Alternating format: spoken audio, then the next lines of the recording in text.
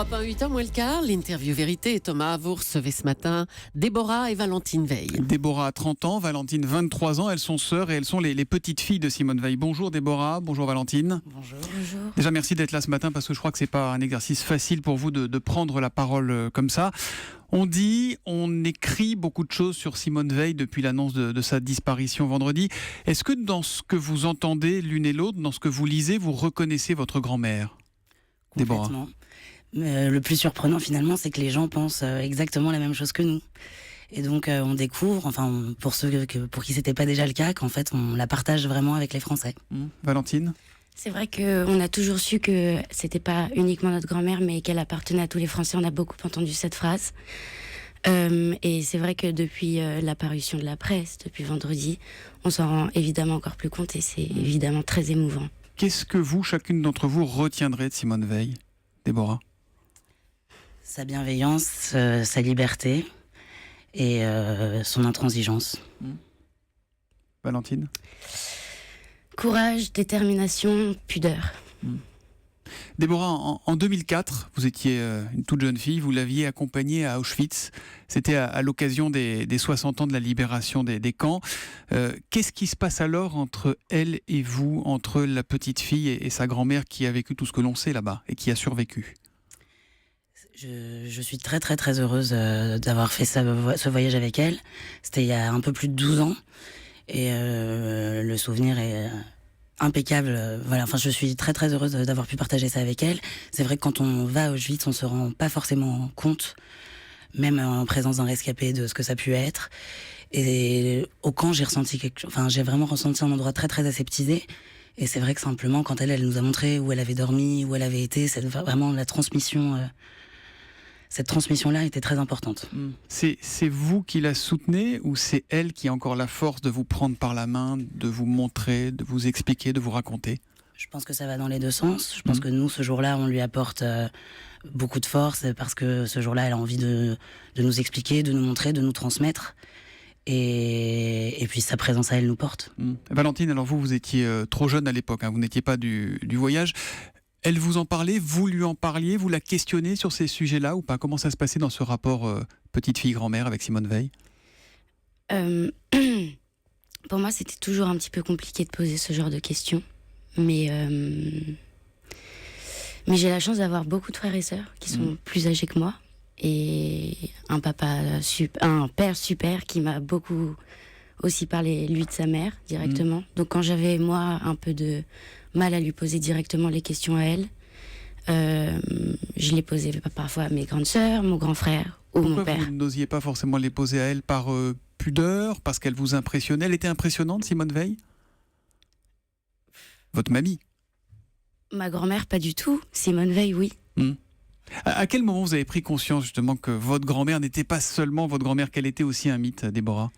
Moi, j'ai toujours eu conscience qu'elle était un petit peu en dehors du commun. Hors du commun. Mais je pense que, alors quand on est enfant, c'est un peu particulier parce que les enfants se fichent un peu de ces choses-là, donc c'est plus à travers le regard des professeurs. Et puis en grandissant un peu, à l'adolescence, quand on a commencé, parce qu'elle était très vigilante, très attentive à ça, à créer des relations avec nous au fur et à mesure qu'on grandissait. Quand on a commencé à partager du temps toutes les deux, et notamment, par exemple, aller faire du shopping, j'avais 13 ou 14 ans, un âge où on n'est pas forcément extrêmement bien dans sa peau, et avoir l'attention de la rue entière sur vous m'a fait me dire il se passe quand même quelque chose avec elle, parce que voilà, c'était une espèce de fascination qu'elle exerçait. Et ça peut être parfois, je sais pas, un peu écrasant pour des jeunes filles, des jeunes femmes comme vous, Valentine? Écrasant, pas du tout. Pas du tout. Jamais. C'est pas du tout le mot que j'utiliserais. C'est une fierté, mais je pense que ça peut aussi entretenir parfois une peur de décevoir. Parce que les gens, je pense qu'elle a une telle aura que parfois, ça, sans le vouloir, ça déteint un peu sur nous. Et consciemment, enfin je pense que c'est très inconscient, mais les gens peut-être espèrent des choses de nous et personnellement, je veux pas faire de psychanalyse, mais ça peut entretenir une peur de décevoir. Je voudrais qu'on la... Oui, pardon, allez-y Valentine. Non, mais je suis tout à fait d'accord. Je voudrais qu'on la réécoute si vous voulez bien, Simone Veil. En fait, je vous ai demandé de choisir, vous, un extrait, et voici cet extrait.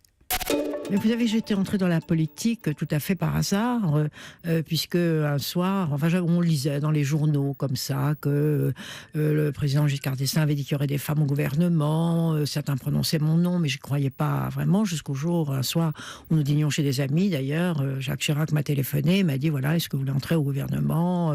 Mais j'étais tout de même ébahie. Puis je me suis dit... je vais faire une énorme boulette, je vais faire une bêtise, comment est-ce que je vais assumer ça? Voilà, c'était le 23 avril 2006 à Europe 1, ici au micro d'Isabelle Morizet. Pourquoi, Déborah, c'est vous qui avez choisi cet extrait, pourquoi celui-là? Je trouve qu'au regard de la suite des événements, l'idée qu'elle ait eu peur de faire une boulette est assez amusante. Ce mot boulette, il est presque surprenant dans la bouche de Simone Veil. Un peu. Et on découvre une femme qui doutait, en fait, aussi?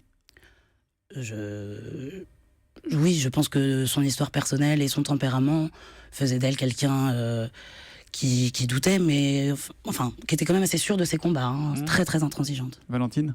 J'ai choisi le mot détermination, donc je pense que... Ça colle. Exactement. Le personnage était réputé pour être dur, on la disait impatiente, très exigeante. Elle l'était aussi avec vous ou pas? Ah non, une femme d'une douceur. Mais vous savez, je pense qu'elle est le produit évidemment de son histoire et puis de ses parents, de son père qu'elle aimait beaucoup mais qui était un homme assez autoritaire, et de sa mère qui est probablement la personne la plus importante de sa vie et qui était d'une douceur infinie. Vous l'appeliez comment, votre grand-mère, si c'est pas trop indiscret? Grand-mère. Grand-mère? Et elle était... Mes chéris. Mes chéris, finalement c'est simple et c'est ce qu'il y a de plus beau. Est-ce que vous vous sentez féministe, vous, mesdemoiselles, aujourd'hui? Pas au sens militant du terme. Attentive et vigilante, oui. Oui. À défendre une sorte d'héritage, peut-être, Valentine? Oui, effectivement, c'est très important. Comme Déborah, militante, non. Mais Déborah parlait aussi d'être à la hauteur et continuer cet héritage. Donc je pense que c'est quand même une partie essentielle. Mais... Même si ça va au-delà de vous, finalement. C'est valable pour toutes les jeunes femmes et même pour les hommes de ce pays aujourd'hui. C'est ce que j'allais vous dire, les hommes aussi. Plusieurs pétitions ont été lancées, évidemment ça ne vous a pas échappé. Elles demandent la même chose, que Simone Veil entre au Panthéon. La famille devra donner son avis. Est-ce que vous souhaitez, vous, que Simone Veil entre au Panthéon, Déborah? Je crois que c'est pas à l'ordre du jour. Et je trouve ça extrêmement touchant. Je pense simplement à titre personnel que mes grands-parents n'auraient pas été très heureux d'être séparés après 65 ans de vie commune. Valentine? Même réponse. Merci en tout cas, merci Déborah et Valentine Veil d'être venues ce matin sur Europe 1. Les obsèques de Simone Veil seront célébrées donc mercredi aux Invalides en présence du chef de l'État, par son histoire, par ses convictions, par la force qu'elle aura mis à les imposer, ses convictions. On peut dire que Simone Veil aura fait grandir la société. De tout cela, on ne peut que la remercier sincèrement et chaleureusement. Merci à vous. Merci beaucoup.